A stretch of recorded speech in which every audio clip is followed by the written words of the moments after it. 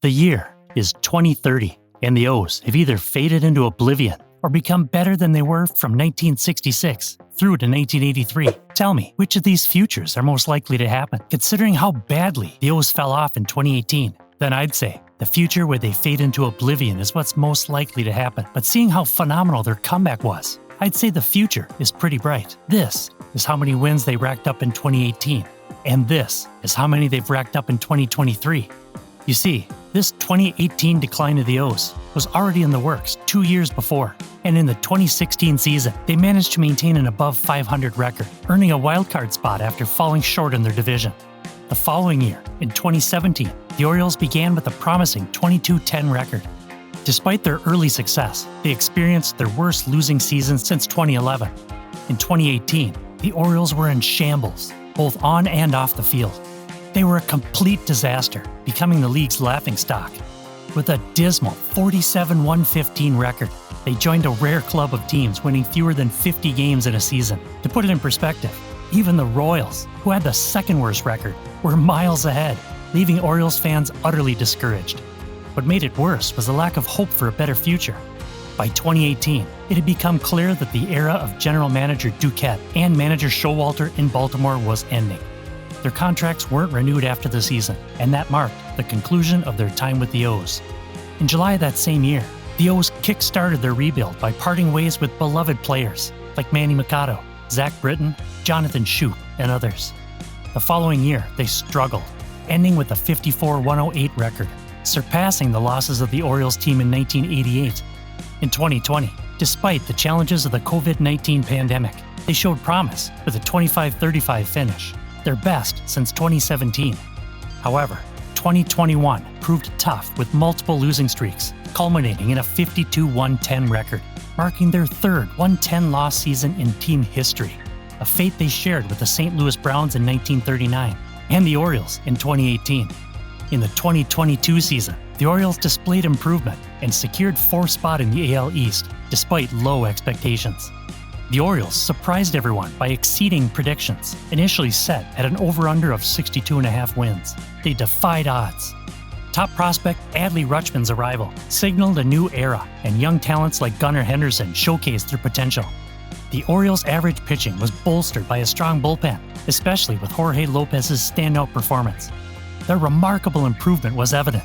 They finished 83-79, a 31-game leap from 2021. What's even more impressive?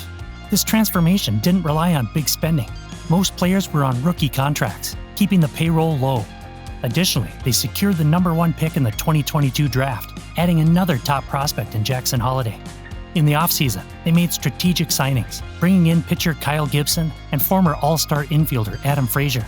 Behind the scenes, general manager Mike Elias played a key role as the executive VP and GM, steering the team's strategic decisions. The farm system was in the capable hands of farm director Matt Blood, ensuring a focus on nurturing young talent for the Orioles' future. Come 2023, the O's would shock the world with a comeback that no one saw coming. Before we further break down what the 2023 season has been for the O's, please make sure to subscribe and smash the like button. Contrary to expectations, the Orioles set a franchise record for wins in the month of April, winning 19 and losing 9. Another remarkable achievement came on September 4th when they broke a long-standing American League record, going unbeaten in 84 consecutive series of 2 or more games, surpassing the 1922-24 New York Yankees. The Orioles matched their 2016 win total, and victories against the Red Sox and the St. Louis Cardinals ensured they won at least 1 game against every MLB opponent in the regular season. The pivotal moment came on September 17th when they clinched a playoff spot, ending a postseason drought dating back to 2016.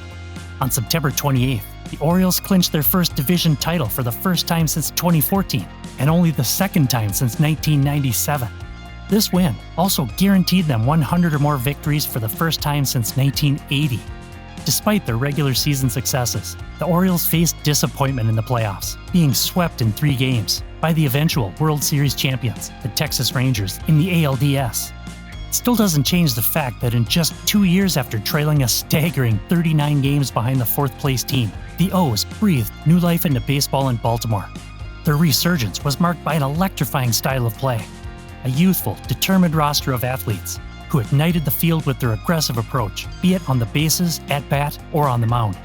This spirited team swiftly went from being the league's weakest link to being an impregnable powerhouse. Their incredible feat was highlighted by their record. They clinched the best record in the American League. This achievement, following their prior position as the worst team, etched their name in history alongside the 1967-69 Mets. They became only the second team in Major League history to accomplish the remarkable feat of winning 100 games in the same 3-year period, in which they had also lost 100 games. So how did the Orioles defy the precedents, probabilities, and projections? The O's surprising success can be attributed to a combination of factors. Their achievements were not solely due to luck. Although they outperformed their Pythagorean and base runs records, they also excelled in areas where others fell short. Both the rotation and bullpen exceeded expectations. Additionally, the Orioles made smart moves in the transfer market, transforming castoffs like Ryan O'Hearn and Aaron Hicks into valuable contributors.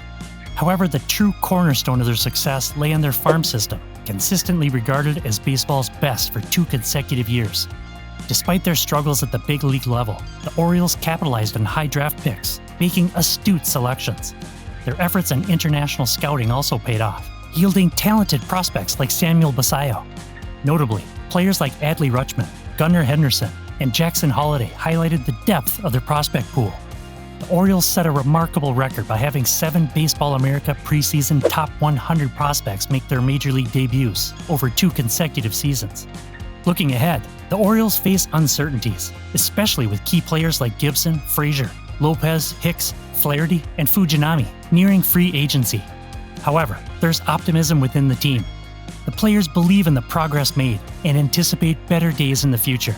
Despite the setbacks, they maintain a steadfast belief in their potential, eagerly anticipating the chance to reshape their narrative in the upcoming seasons. As they temporarily part ways, the team is already looking ahead to the promise of spring training.